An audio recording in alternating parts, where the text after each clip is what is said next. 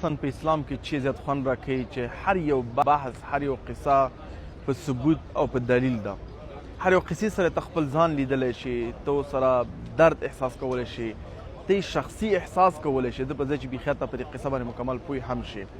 که چېرته اسلام وایي چې اسلام آخري نبي او خوږ نبي رسول الله صلی الله علیه وسلم و، نو تا ته نه فقط دا قصه 1600 کاله مخکې کوي بلکې درته وایي چې همدا اوس هغه فزیکي چیرته دی.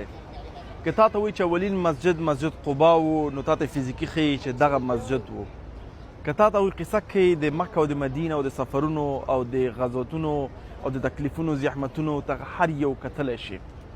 که تا ته د مسجد نبوي قصه کوي نو مسجد نبوي په خپله کتلی شي. دا واقعا ما ته ډېر خوند راکوي په اسلام کې چې هر یو قصه 1400 کاله مخکې شوې ده،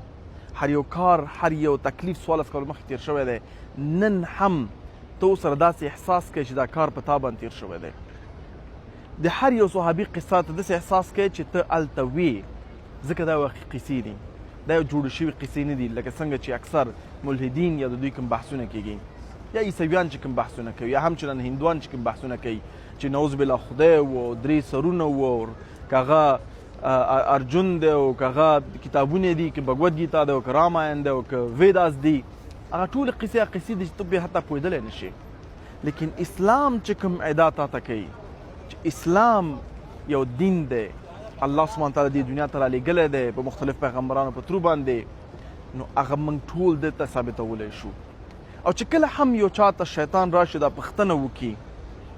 څه دلیل جوړېدلی شي چې اسلام حق دی، او داسې نه چې اسلام حق نه وي او زما ټول عمر ضایع شي.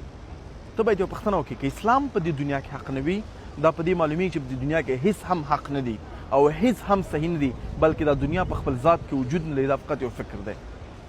ځکه د اسلام چې کوم حقیقت دی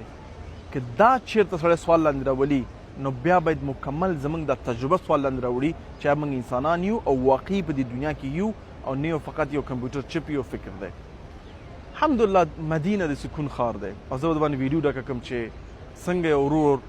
باید دلته راشي، باید یو عمرې ته راشي، باید یو حج ته راشي او دې کې دلایل څه شی کېدلی شي. نو دغه زما احساس و د ویډیو کې تاسو شریک و، امید لرم چې ګټه هم ترې اخیستې وي.